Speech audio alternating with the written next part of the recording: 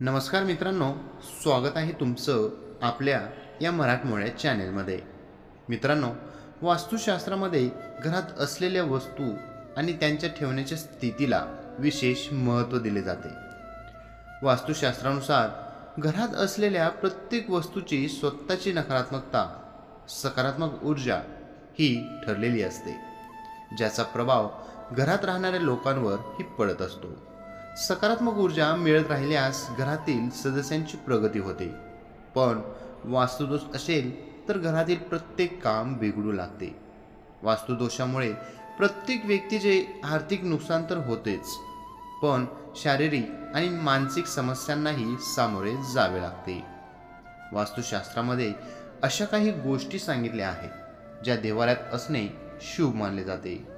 भारतीय पौराणिक कथेनुसार कामधेनू आणि वैश्विक गायी समुद्र मंथनाची वेळ किंवा वैश्विक महासागर मंथनाच्या वेळी उगम पावली आणि ज्यांना ती ठेवण्यासाठी भाग्यवान होती, त्यांची प्रत्येक इच्छा पूर्ण केली.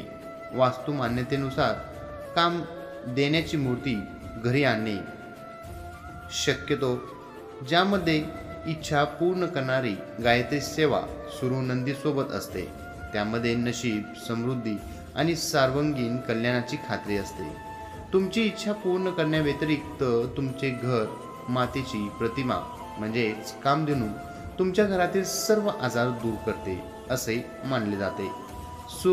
सुरभी, कामदुर्ग, कामधुहू आणि सावळा यासारख्या विद्वानांनी ओळखल्या जाणाऱ्या गायींच्या मूर्तीला ठेवल्याने आरोग्य, मानसिक ताण आणि आर्थिक समस्यापासून मुक्ती मिळण्यास मदत होईल.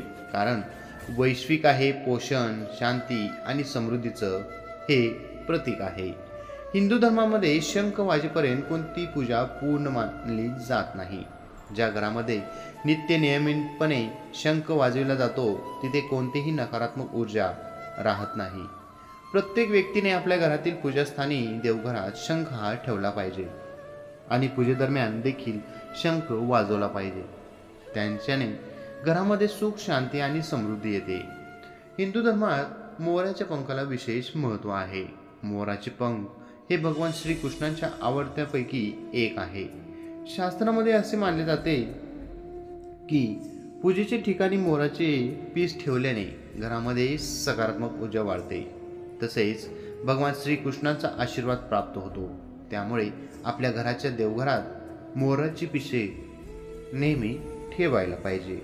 मित्रांनो, ही छोटीशी माहिती आवडली असेल तर आपल्या व्हिडिओला लाईक, कमेंट आणि आपल्या चॅनेलला सबस्क्राईब करायला विसरू नका. धन्यवाद.